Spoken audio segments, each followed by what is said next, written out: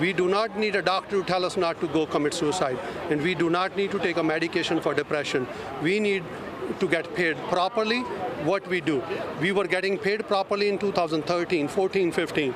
17, 18, 19, our income has been dropped by two-thirds. And that's why so many drivers are in depression, so many drivers are committing suicide all over the country. We need our political leaders and Labor Department to wake up. Well, in New York City, out of our 21,000 members, about 10,000 of them actually drive for Uber or Lyft. We started out as a yellow cab drivers organization back in '98, but over the past 5 years, as more of our members started to drive for Uber and Lyft, they retained the membership, and there's one of our members. We have a unity platform because, as he said, this is fundamentally about the race to the bottom.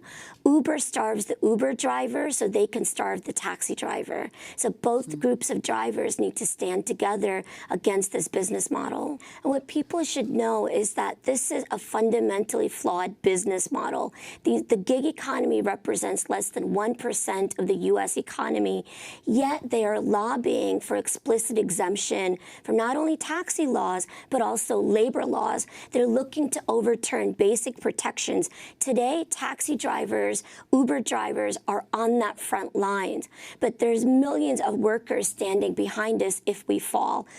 Hi, my name is Christy. I'm a freshman at Harvard and a prospective startup founder. What I just showed you is Democracy Now!'s coverage of protests on the day of Uber's IPO. How did we get to this point in the history of unions and labor? I like to think of workers as individual grains of sand, numerous, indistinguishable, and powerless against the whims of wind and water.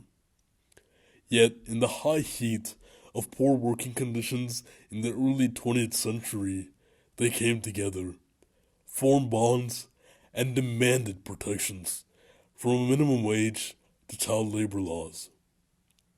But this newly formed glass was always brittle, susceptible to cracks and forces that chipped away at the edges. The power of unions deteriorated over time, and workers became more and more atomized. And then came the gig economy, like a slingshot shattering through the weakened glass. Sure, let's say that these workers are independent contractors. Then what is the relationship between them and the companies who help them find work? Are they not customers, buying gigs in exchange for sustaining this business model? Isn't the whole point of a startup the value that it offers its customers? Where is the value in no job security, no health care, and no workers' comp? What about traditional workers who are being displaced? Aren't they future customers? What values are you offering them? You can ask yourself if you're actually making the world a better place and change. Or you can wait. Just remember that when glass breaks, it cuts.